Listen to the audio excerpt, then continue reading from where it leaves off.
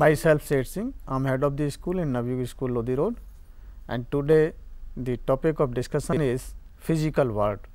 When we talk about physical world, our meaning is the physics related to the nature and to understand the phenomena of physics in nature. So, there are three basic questions based on curiosity which opens as what, why and how. What means what is physics, and why means why I have to study the physics, and the last one is how should I study the physics. So, when we talk about the physics, we must know that physics means nature. Thus, it is a natural science that involves the study of matter and its motion through space, time along with the related concepts such as energy and force. More broadly, it is the general analysis of nature conducted in order to understand how the universe behaves. So, in the physical world, we involve largely the whole universe and the activity and events going on in the universe.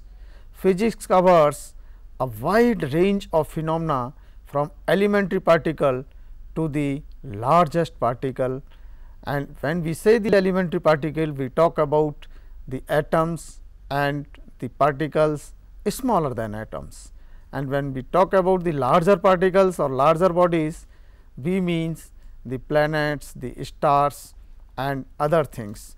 So, we are interested to know what is happening in our surroundings through the bodies which are very much physical, which can be measured, which can be seen, which can be observed. Now, let us have a look about the bodies which are in our surrounding and directly affecting us. These bodies may be the plants, may be the mountains, may be the rivers, and how the water is flowing through the rivers. So, all these small concerns we deal in the physics. So, sometimes physics is called the fundamental science or the fundamental physics. Physics is very interesting subject and it has a very large scope, and along with the scope it also gives excitements. So, the science of physics which is determined that matter is transformation of energy, and it limits and it delimits also. The energy is being converted from one form to another form. That is why it has a very important role to understand how this transformation of energy is taking place from one form to another form, and this leads us to observe many events which are going on in our surroundings. That is why we say that physics is the fundamental science and it is the science of sciences, and in this excitement is very important. What I am reading, what I am learning, what I am observing, what I am calculating, it gives me the excitement. When I saw a rainbow in the sky, why the colors rainbow are 7 in number and which one is at upper level and which one is lower level, it gives me the excitement. How this rain is taking place, it gives me the excitement, and I become interested to know the science of it, the physics of it. That is why physics gives very excitement, and this is a firm belief of the people that physics is meant for us, physics is invented by us, and physics is very useful to us according to its scope and its excitement. The first and foremost is the appearance of motion. The entire universe is constantly on the while, but the basic character of energy is inertia. It cannot be still its own. So, if motion is must as it is, then how could energy take to motion? This is the interest, this is the scope of physics. Even if it be an accident, it must have the cause of it, and we are interested to know the cause, so that we can avoid the accident. So, the source of generated motion is the inertial energy, must over the beyond energy, and it must be dynamic as well. As energy does not decay and does not subject it to any loss or gain.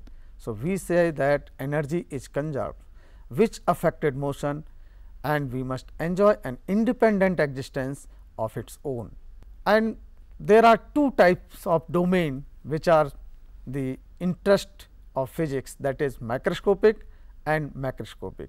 In macroscopic domain, we study the phenomena involving objects of finite size, or you can say that terrestrial size or the astronomical scales, and this model is known as the classical physics. In microscopic, we learn about some very small particles like elementary particles, theory of relativity, atoms, nuclei and other particles. In classical physics, as we see that it is developed in the up to the year of 1900. It includes the study of mechanics, gravitation, heat, sound, light, electricity, magnetism. But when we talk about microscopic, we study the quantum physics, theory of relativity. And there is one important things, that learning without thought is labor lost. This is the soul of the physics. If someone know the concept of physics, but not able to apply its understanding to the phenomena which are taking place in our surrounding, then it is useless. So, we have to study the physics, we have to understand the physics, and we have to apply the physics in our day to day life. Then only the physics will become very interesting, and we can understand its scope, and it will give the excitement, and it will be very useful in every walk of life. Physics is the most basic in all of the sciences, and it has played a vital role in the development of all other sciences. It involves the concept of, suppose we are going to have excitement and we are going to determine something on the basis of knowledge. If someone knows the concept of density and relative density, and using this concept determines purity of a substance like milk and gold, and obtains the result which is very close to the reality, and it is a similar result as Archimedes found the purity of gold of crown of the king, then physics becomes exciting and appreciable. If we know how a spring works, and we can use this spring as a shock observer, as a equilibrium setup, then we say that we have studied the physics. And just memorizing the physics or just memorizing the science does not make our study useful. Physics has the sense of natural science. It is the study of nature, which is responsible for energy conservation and energy creation in the universe.